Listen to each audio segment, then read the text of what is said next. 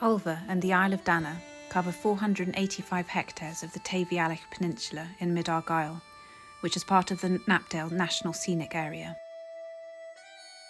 There is a real mosaic of habitats here, ranging from pockets of Atlantic rainforest, species-rich grasslands and wetland flushes on the land,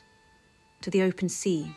sea lochs and inlets like this one, Ciawn an Talan, which all have diverse ecosystems varying with the mix of seabed composition, tidal flows and currents. The special mix of habitats here is recognised through a number of designations. It's covered by the Tayvallich Juniper and Coast Special Area of Conservation, which is partly for the very rare marsh fritillary butterfly, which has a stronghold here, despite massive declines elsewhere in the UK. There is also a SSSI, a site of special scientific interest here, the Ulva, Danna and McCormick Isles SSSI, which is in recognition of the important bryophyte communities, as well as the cormorants and wintering populations of barnacle and white-fronted geese. There are opportunities to expand and connect the pockets of Atlantic rainforest that you can see here, providing more habitat for the lichens and bryophytes and ferns that thrive in this climate, while also keeping other areas open with sensitive grazing to support the species that rely on these more open habitats.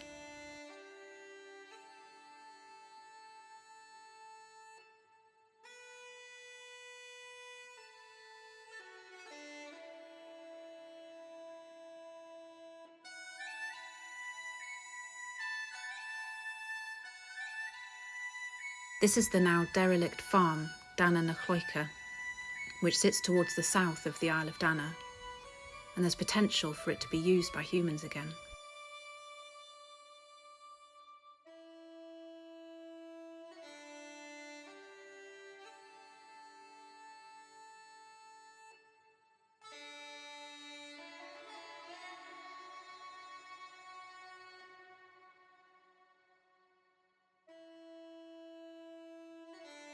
Port Nangallan perches on the west of the Isle of Danna, with windswept views across the Sound of Jura.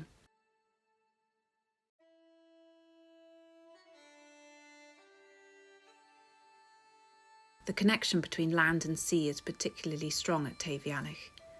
and the marine environment here is very special, with seagrass meadows, merle and oyster beds, which are all hugely important for biodiversity and carbon sequestration.